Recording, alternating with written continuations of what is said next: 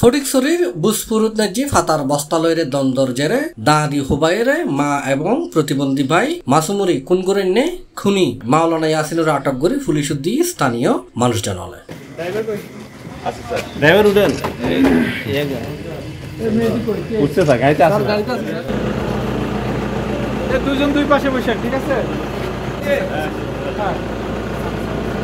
সোমবার রাতে হানসননগর ইউনিয়নের 6 নম্বর ওয়ার্ডর টিলেফার আলা হাতুন তারে আটক গজ্জি স্থানীয় হলে খুনি ইয়াসিনুরি বুসপুর থানাত লই আইলি তার ফাঁসির দাবিতে থানা গেরোয়া করিয়ারে বিক্ষুব্ধ জনতা স্লোগান দেয়।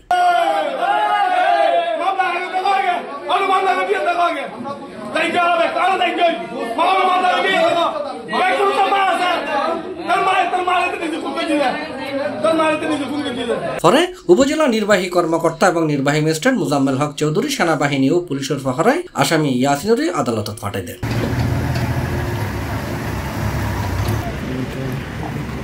গত এপ্রিলের 3 তারিখ সকালে উপজেলার বুসপুরের ফকিরা বনালাহাট বোলাগাজীর বাড়ির ফাতালয়েরে হজ্জের জেরদরি মা জোলাহা খাতুন এবং ছোট ভাই মাসুমুরি আলোফাতারে হুবাইয়ের রক্তাক্ত গজ্জিল ইয়াসিনে। এপ্রিলের 6 তারিখ সকালে নগরীর এখানে বেসরকারি হাসপাতালত মারা গেল তার মা জোলাকা খাতুন। এর আগে শুক্রবার 4 এপ্রিল রাতিয়ে নগরীর হাসপাতালত মারা যায় খুনি ইয়াসিনুর ভাই মাসুম।